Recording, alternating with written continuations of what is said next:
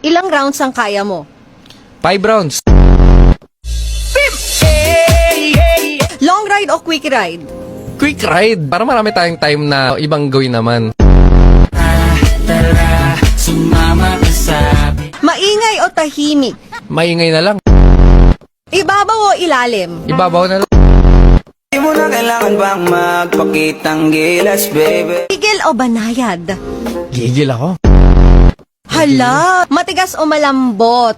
Matigas. Hoy, totoo ba? Dahan-dahan o biglaan? Biglaan.